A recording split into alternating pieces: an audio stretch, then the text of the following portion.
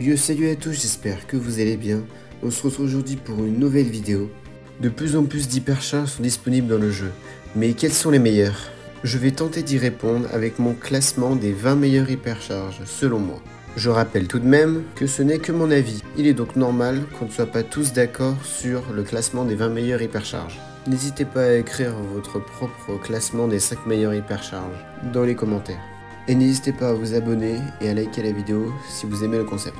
Et sur ce, on commence tout de suite avec le 20e de la liste qui est l'hypercharge d'Elisa.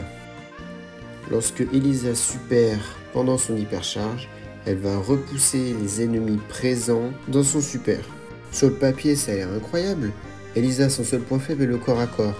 Ça va permettre d'éviter aux ennemis corps à corps de pouvoir la tuer. Cependant, elle a déjà un gadget fait pour ça, qui permet de repousser les ennemis proches d'elle. C'est donc pour cela que je la classe uniquement au top 20 de mon classement.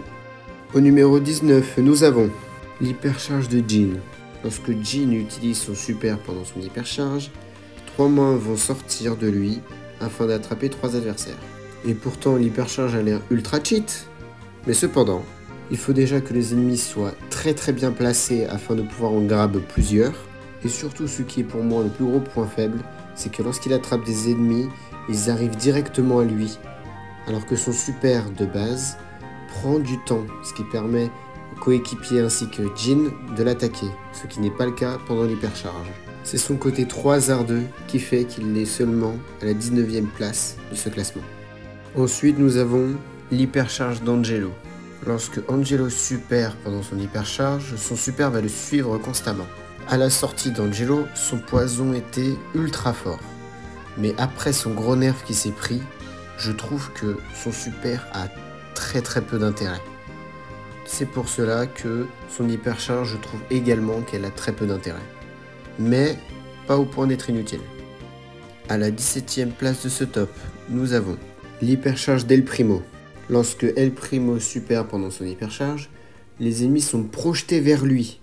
Cela permet d'éviter aux adversaires de s'enfuir. Avec cette hypercharge, il va être très facile de pouvoir faire un kill, mais très compliqué par contre de pouvoir faire un triple kill. Cependant, en showdown, je trouve qu'elle peut être très utile afin de tuer un adversaire ou bien une team. Mais bon, ça reste quand même El Primo qui n'est vraiment pas fort dans cette méta.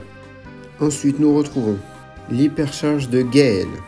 Lorsque Gale va ult pendant son hypercharge, son ult va créer 2 vagues de vent, ce qui double donc les dégâts qu'il va mettre aux ennemis.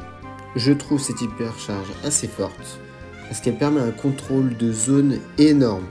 Donc en zone réservée, cela peut être très utile, mais également en showdown ou en hors-jeu, qui avec son star power qui stun les ennemis, peut être très fort avec son hypercharge. Du coup facilement kill des ennemis, très fort dans ses modes de jeu respectifs. Ensuite nous retrouvons l'hypercharge d'Edgar. Lorsque Edgar va ult pendant son hypercharge, il va recharger 2 fois plus vite. Elle peut être très forte, mais cependant, il ne faut pas sauter sur un counter d'Edgar, sous peine de se prendre un Fantastico de Shelly. Et comme cette hypercharge est facile à obtenir, c'est pour ça que je le mets à ce top de ce classement. Au numéro 14 du classement, nous retrouvons l'hypercharge de Bartaba. Lorsque Bartaba va utiliser son super pendant son hypercharge, celle-ci va créer 3 énormes flaques faisant énormément de dégâts et brûlant les buissons. Son hypercharge permet un énorme contrôle de zone et peut être notamment très utile en zone réservée, tout comme en braquage avec ses attaques qui font déjà très mal au coffre en plus de son hypercharge ulti. Même en solo, elle est viable avec son gadget qui permet de ralentir les ennemis proches pour pouvoir contrer tous les Edgar s'ils savent mal jouer. Au numéro 13, nous retrouvons l'hypercharge de Fang. L'hypercharge de Fang permet à son ulti de pouvoir traverser les murs, ainsi que de laisser quelques popcorn pendant son chemin. Son hypercharge est fort car elle permet de pouvoir facilement toucher les 3 ennemis en même temps, même s'il y a des murs qui les séparent. Mais cependant, le gros point faible de cette hypercharge est qu'elle est très longue à charger, ce qui te permet de l'utiliser qu'une seule fois par game. Cependant, avec celle-ci activée, il est très facile de faire un triple kill. En 12e position, nous retrouvons l'hypercharge de Maisie. Lorsque Maisie va ult pendant son hypercharge, celle-ci va laisser 6 attaques autour d'elle. Cette hypercharge est très forte, d'autant plus que Maisie s'est pris un buff au niveau des dégâts de son attaque principale. Virtuellement a aussi boosté son hypercharge, ce qui a rendu l'hypercharge assez forte. Si Maisie a en plus le Star Power qui permet de ralentir les ennemis après un super de Maisie, ce qui va les empêcher de pouvoir s'enfuir de l'attaque de l'hypercharge. Cela augmente considérablement les DPS de Maisie, ce qui rend l'hypercharge assez forte. Avant le top 10, nous retrouvons l'hypercharge de Surge. Lorsque Surge va ulti pendant son hypercharge, celui-ci va passer au 5e stade.